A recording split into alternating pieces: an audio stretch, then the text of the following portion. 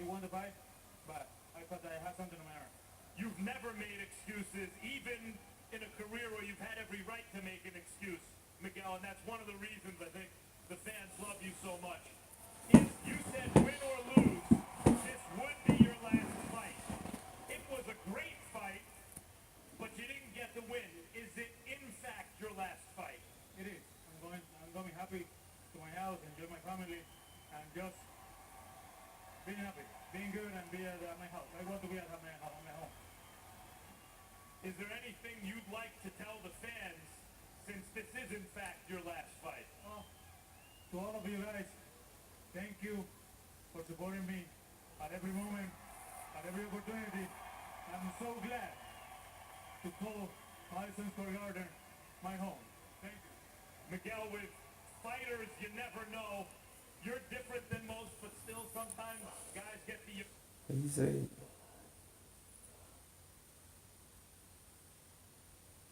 Tell the fans, since this is in fact your last fight. To all of you guys, thank you for supporting me at every moment, at every opportunity.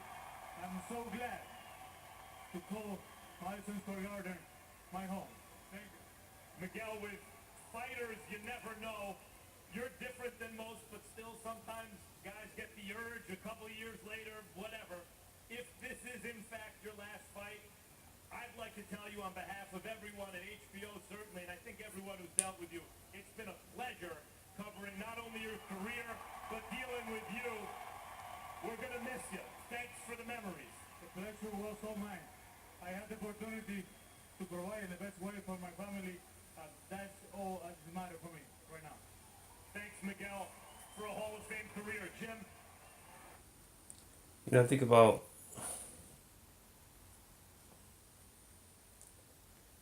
Max Kellerman and Miguel Cotto. First, let me discuss about Cotto, man. Whoever did that to him was wrong. Putting those things in that dude's gloves. I believe he had those things in his gloves. I've got them fighters, but he tried to fight Shane Mosley. Shane Mosley trainers caught him with that stuff in his gloves. I think he should have been banned from boxing forever because people have died like that. And Miguel Cotto got knocked out real bad during that fight, and I don't think he was the same since. But that dude was, Miguel Cotto was before that fight. He was. But anyways, as far as Matt Kellerman, his brother, when he got murdered by James Butler, and I found that out years after it happened. I didn't even know nothing about that. I read about that in somewhere, some paper or something I found. And the cool thing about it is the guy that killed him, I fought him. My first fight in New York, in the same year I met Donald Trump. I met Donald Trump in March at the fights when I fought a fighter by the name of I forgot his name. He's been Trinidad. Okay, I can never really remember his name because he has one of those West Indian type names that I always forget how to say it. But it's not hard to forget. Just that it don't match how he looks. So that's why I forget because his name don't match him. But anyways, that same year that fight was in March. That's when I met Donald Trump after the fight. Then that's when I came back to Cali, dealt with people and saying that I lost and I had to prove to them that I won. Because back then we didn't have no computers, we didn't have no internet. But I could just show them on the internet like I can now. If I known I was gonna be on the internet like that, I would have won all my fights. Just because.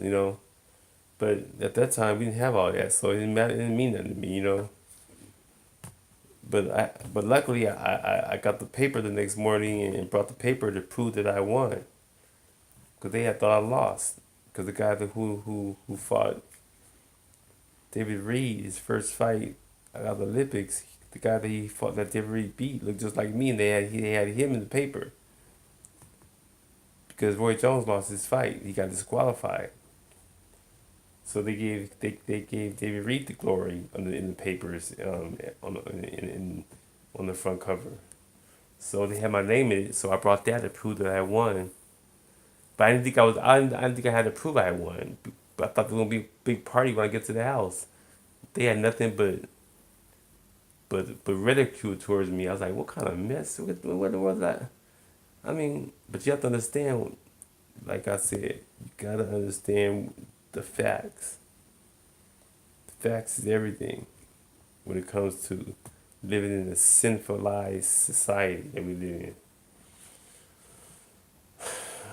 But anyways, back to when I came back to Orange County, and no, I wasn't even back in Orange County. I was here I was here in Long Beach, and no, I was here in yeah, Long Beach when I discovered the internet. And I got a hold of the internet, and I found out all the information you get on this stuff and this and that. And then I met that, and then I saw that that Donald Trump was gonna become president. That he was trying to become president. I said, wow. Oh yeah, let me go back to Max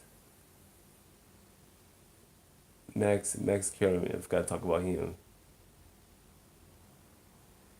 He had his brother got murdered by James Butler, and James Butler, me and him, we fought our first fight, and before our fight, we were training at the same gym called Gleason's Boxing Gym in New York, in Brooklyn, and so they gave me a fight with him for whatever reason. So I remember maybe a week before the fight, I'm training in the gym. I'm running on this treadmill that's right next to the locker room. The treadmill is like facing people coming to the locker room, and it's right there by the door. So I'm running. So when you're running on the treadmill or running on the exercise machine, I don't think it was a treadmill. I think it was some kind of weird type of machine where you maybe it was. I don't know. I remember it was kind of like a treadmill, but you're facing whoever's coming in to the locker room. So James Butler, the guy who I'm fighting the next week, he comes in. Now I'm not used to people, doing that, but I forget that I'm in New York. I just get to New York within like a few weeks, or about a month. So I'm not really used to the people there in New York.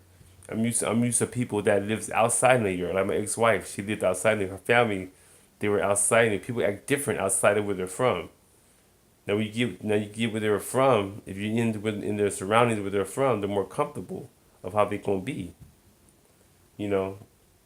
So I'm in New York, and I love New York people outside New York. Because that's why I went to New York. I love every time I meet somebody from New York. I just feel their vibe. I just feel them. So that's why I was curious about to see how it was in New York. So when I went to New York, that's what came at me, and he came at me hard. He said, "Who you looking at? Who you looking at?" And this and that. So I think, man, I don't want to mess my fight up and try to fight him now, and something happened where we don't fight. I need this money. I got my cars in the shop, so my car needs to be in the shop. Actually, it wasn't even in the shop. Yeah, I was bringing it to the shop. So I ended up bringing the car to the shop the day before my fight, and so. I knew my car. I had the engine light on, so I knew I had to get it fixed. So I wasn't gonna jeopardize that. So I just punked out and just acted like I didn't act like I was scared, but I just didn't do what I normally would do. And he probably like I don't know if that made him more fearful or what, but he was acting crazy like a demon. Almost like I wasn't sure if he was real or not. He was just acting like he hated me, like something personal, you know. But this cat, he was from Harlem. He was from Harlem, New York. So, they know how to do that. But I feel like, no, he might be from New York. He might be from Harlem. But the way he coming at me, it got to be more something deeper because cause I ignored it. You know, I didn't try. I didn't. But then I went to go fight again in Portchester, and that's a fight that I won. He was there at the fight, and no, I saw him. I saw him at another fight. I think. Yeah, I saw him in another fight. But this fight I had lost. I think that was a fight that was in Queens, and he was there, and I tried talking to him to see where his head was, and I said, "So what's up, man? You going out? You gonna go hang out?" And, he's kind of brushed me off, like, no, I want to do this, and you know, I said, "Well, we ain't doing it now." I didn't remember, but he went like, he wanna. I guess he felt like I was trying to set him up, maybe because I was so cool. I was like, but I wasn't. He don't know. I wasn't about that. Trying to be all. I did enough of that in the army boxing. I've been boxing for my whole life, really, but I was just trying to get into something outside of boxing. I was gonna use boxing as to get something, get somewhere else, And he reminded me. He looked so much like Maze, not Maze, but Mace, the guy from the rapper. They favor each other. So you know, he had that look where it was a marketing look. And I feel like we could probably market together or something instead of trying to be tough guys together for what. It just made no sense to me. So when he kind of brushed me off, I felt like, okay, well, I'm gonna leave it alone. At least be cool. At least he ain't threatening me, trying to kill me like he was before that fight, the week before the fight. At least I know that we cool and everything. He ain't overly aggressive the way he acted. So I just left it like that. So I ignored it.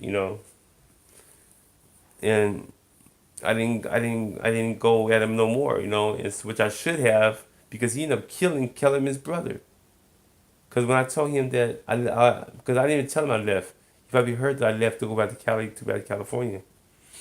Probably heard that. He probably thought he can come out there, but he doesn't know the rules of California.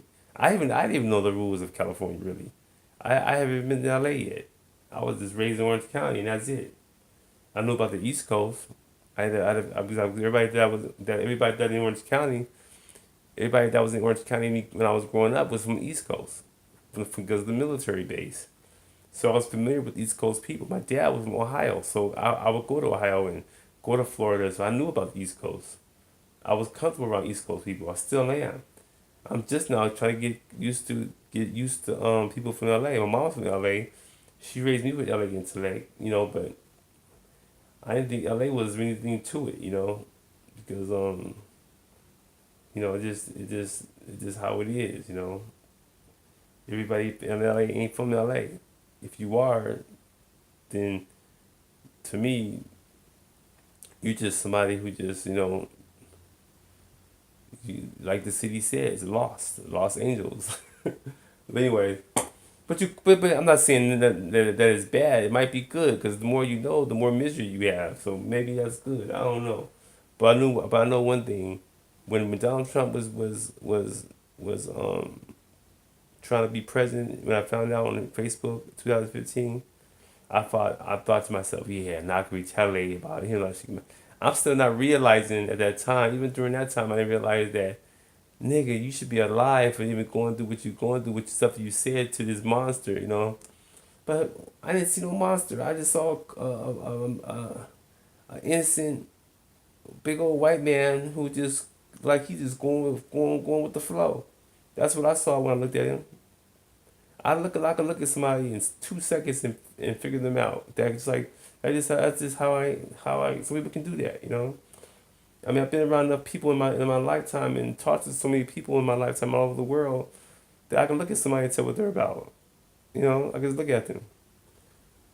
And so I saw Donald Trump. I thought he was cool. I thought he was nice dude. That's somebody who I could just hang out with, and he brought me back to Orange County the way how I was with the white boys in Orange County. Some white boys was cool, some was this, some was that.